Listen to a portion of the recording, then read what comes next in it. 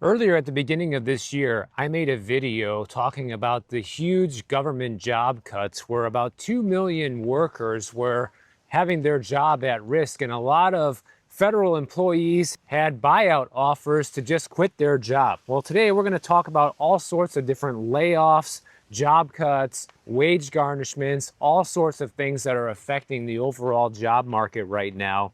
And the first thing is that the Supreme Court, they just lifted a lower court injunction that blocked Donald Trump's efforts to carry out mass layoffs of federal workers as part of his plan to dramatically shrink the size of the federal government. So this new ruling allows his administration to move forward with reductions in force at multiple federal agencies while litigation continues over the legality of Trump's executive order directing large-scale government reorganization. So essentially what this means right now is a ton of government workers are once again going to be put at risk of losing their jobs. Now, the government is very likely to succeed in arguing that Trump's executive order and directives are actually lawful, and he'll be able to move forward with mass firings of federal employees. The first effort to do this, of course, was with the DOJ department, which seemed like it was going to be pretty successful at first, but was later on found out that it wasn't that successful at all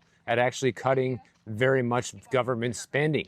Now, so far already in 2025, we have had thousands of federal employees already lose their jobs, and there are more layoffs planned across the Departments of Agriculture, Health and Human Services, and nearly 20 other agencies.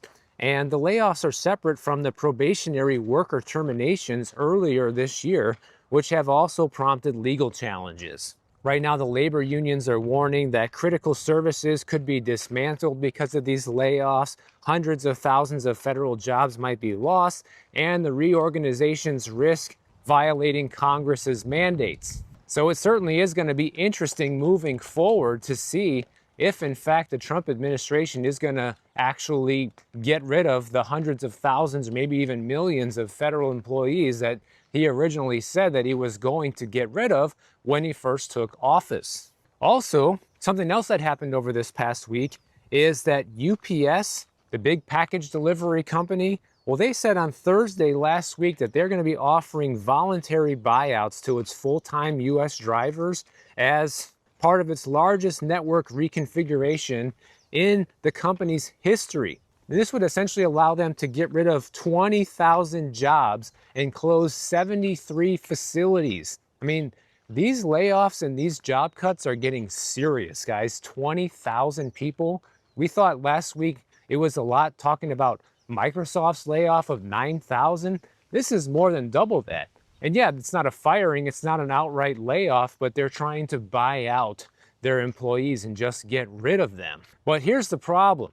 These 20,000 buyouts that UPS wants to do, these employees are part of the Teamsters labor union, and the labor union is calling these buyouts an illegal violation of the national contract, which UPS has committed to create about 22,500 jobs. The president of the union recently said that our members cannot be bought off and we will not allow them to be sold out. UPS needs to live up to its existing contract and they must honor their commitments. However, UPS says that they are going to be adhering to the terms of its contract with the union, so I'm not sure what the dispute is over, if they are actually staying within their terms of the contract and still being able to let go of these 20,000 people. So it's expected that the UPS is going to present these buyouts in a couple of weeks to workers.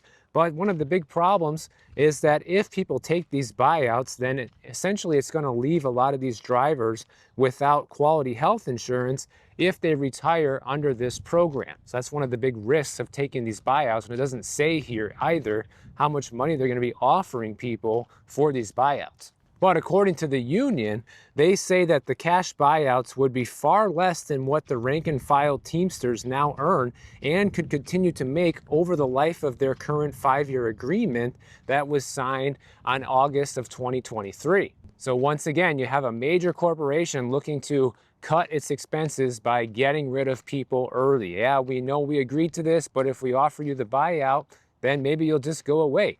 And of course, there's nothing to stop these people from taking these buyouts. The union doesn't want them to, but people might be tempted to do it, especially if it's a large cash payment up front. A lot of people are hurting for money. People don't want to work. It's a pretty good proposition. Yeah, I can quit right now, give me some money. I'll worry about the consequences later. And I guess what UPS is hoping for is that if they offer some generous severance packages and buyouts for these current UPS union workers, that nobody will notice that they're violating the contract, or they won't even care because the deal is too good to pass up. That seems to be what UPS is banking on. Once again, trying to cut the fat, lower expenses, and get rid of people. What seems to be the common theme with all these companies these days.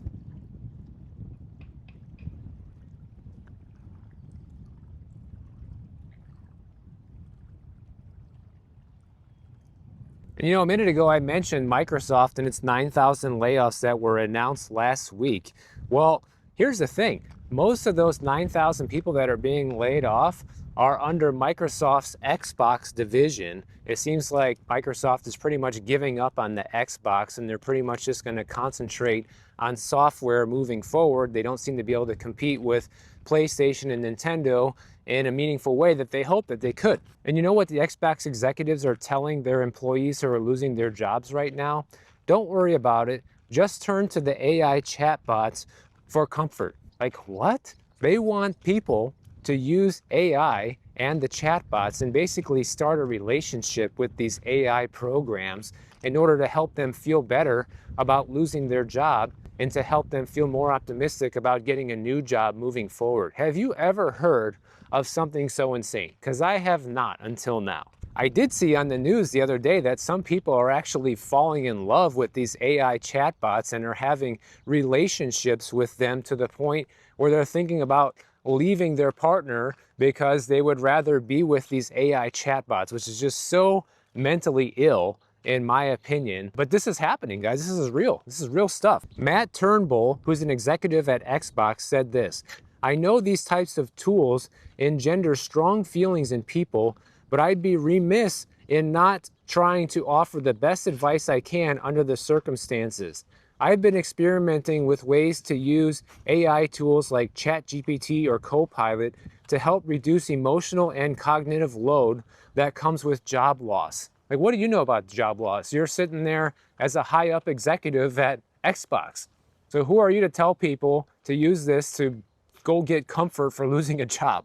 He says, at a time when mental energy is scarce, these tools can help you get unstuck faster, calmer, and with more clarity. He recommends using Copilot for help with both job hunting and gaining emotional clarity and confidence. I'm sorry to tell you guys, but if you need to use an AI chatbot in order to regroup and gain confidence on how to make your next move in life, you are seriously falling down a path of no return, because this is something that people have always been able to do from within or from encouragement from their friends and families and their support group. And the moment you start turning away from that, and the moment you start turning away from your internal intuition and relying on these AI programs for true emotional support, you're pretty much screwed. What happens if the AI is not working that day? What happens if it gets shut down? What happens if they change the way that it responds to human prompts and the way that it responds to your feelings? Right now, Copilot is even trying to market themselves as an emotionally therapeutic confidant to Gen Z and millennial customers. They're trying to use it to diagnose issues and suggest solutions. I mean, this stuff is just getting more and more insane, guys. In fact, get this. In January, the American Psychological Association sent a letter urging the Federal Trade Commission to investigate harmful chatbots that deceptively advertise psychological or mental health support.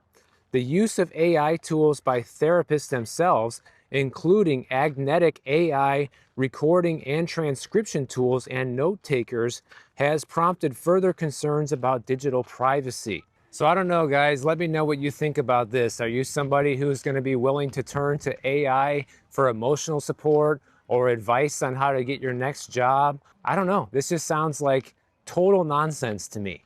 I mean, of course, it can tell you anything you want it to tell you. That's kind of the idea of this stuff. You know, you put in a question or a prompt, and the idea is you want it to spit something out favorable based on your prompt or your question to it.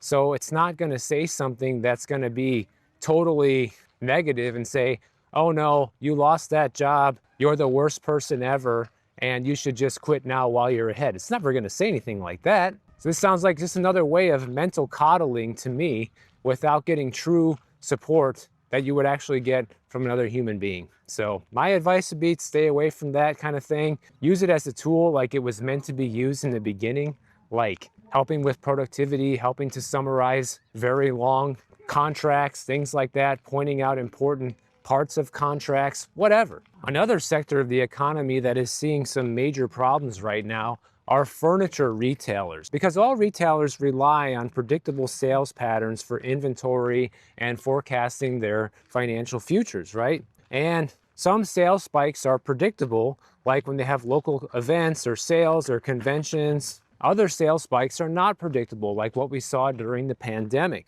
And what happened is when we had the pandemic, there was a surge in purchases of things like laptops, home appliances, and furniture that pulled the future demand into the now, or now into the past at this point. In fact, furniture and mattress retailers saw pretty strong demand during the pandemic as people upgraded home offices and living spaces because people were kind of stuck at home for the most part. But after the pandemic, these companies were faced with significant slowdowns because customers had already made those big purchases. And think about it for yourself. How often do you really need to purchase a new sofa or a new desk chair or something like that? These are purchases you might make every 10 years or so. So mattress retailers especially are heavily impacted by this pulled forward effect in the economy.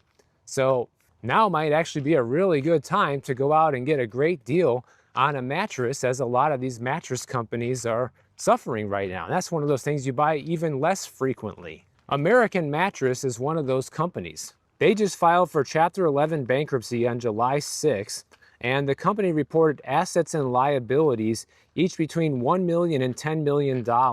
And for now, all of its stores are remaining open and customers can still place orders online. But I would be careful, you know, if you're going to be buying from a company that is filing bankruptcy, there could be problems in getting the product that you're hoping to get.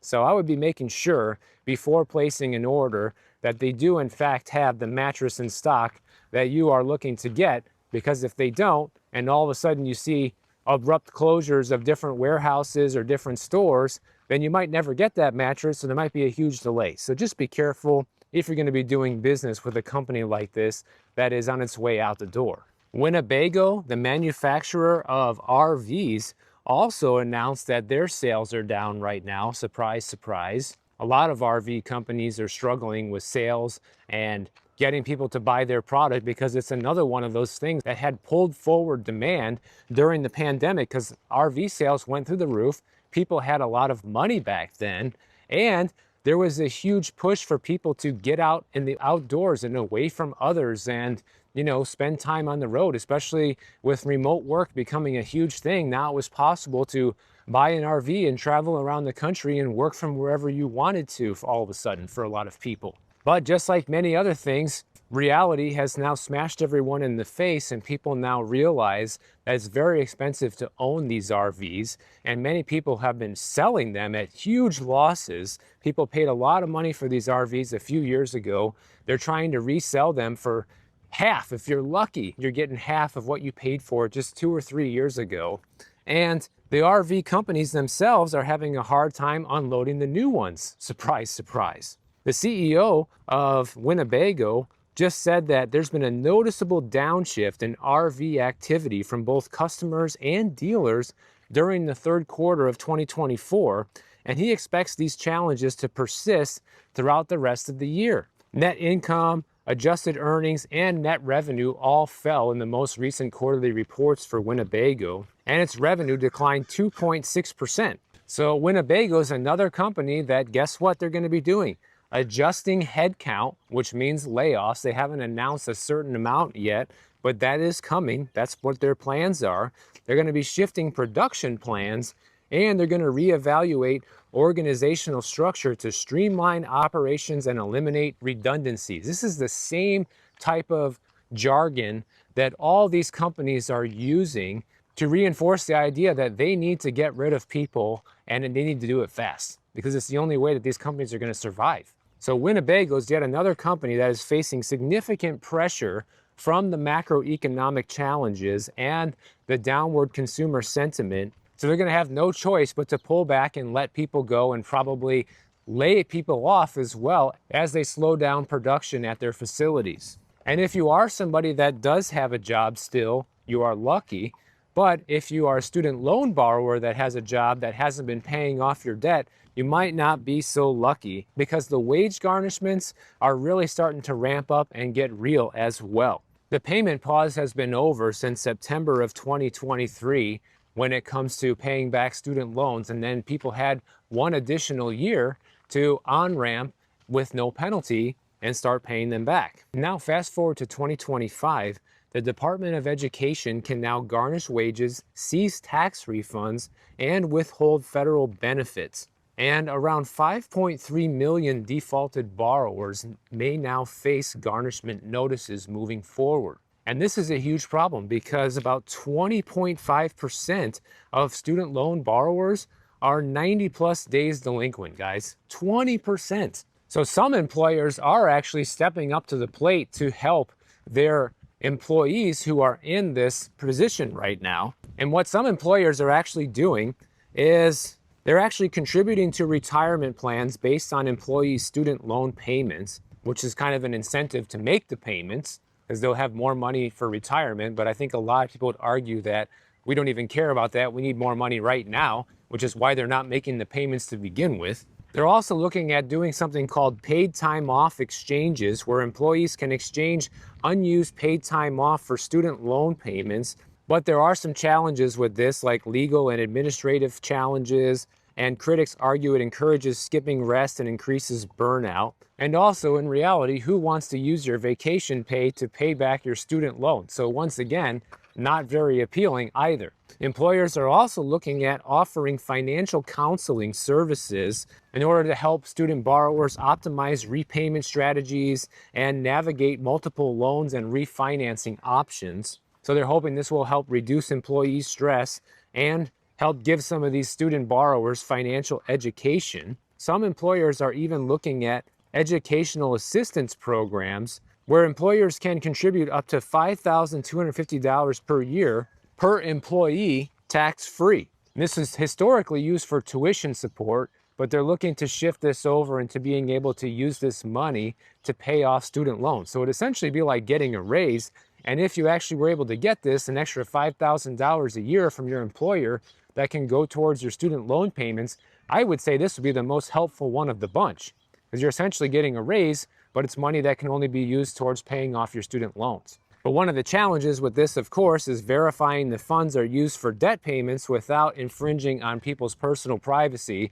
So they would probably have to find a way to just pay off the student loans directly through the employer if they want this to work the way it's intended. But the reality is that as these wage garnishments start to ramp up, a lot of businesses are facing mounting pressure to help their workers manage student debt. But you know what this also means is if these companies start to do some of these things, then what are they going to have to do? They're probably going to be raising their prices on just about everything they sell or their services in order to make up the difference. Like, somebody always has to pay. If you think these employers are just going to take the money out of their own pockets, out of the kindness of their heart, just because they want to help their employees, you got another thing coming. That's not how the world works. Businesses are always in it to make a profit, and I don't think any business is going to be willing to take the money out of their pocket and not pass at least some of the expenses along to their customers, which means in the end, everything gets more expensive. So who really ends up paying for the student loans? In some ways, if you think about it, it's another form of student loan forgiveness, because if they do this, then the customers are the ones paying for it in the end, which means student loan debt is being subsidized. So let me know what you guys think about all this. Let me know if you think this is a good idea. for people that have student loans. Let me know what you're seeing with different layoffs and store closures and job cuts, things like that. And I hope by everybody out there watching my videos, you're able to stay 1 or 2 steps ahead of what's going on and make sure you're able to keep your job or able to get another job fairly quickly, and make sure you're going to be able to keep your income situation on track. So if you enjoyed this video, make sure you subscribe to the channel. And if you don't want to wait for my next video to come out, check out this one on the screen right over here, and I'll see you in the next one.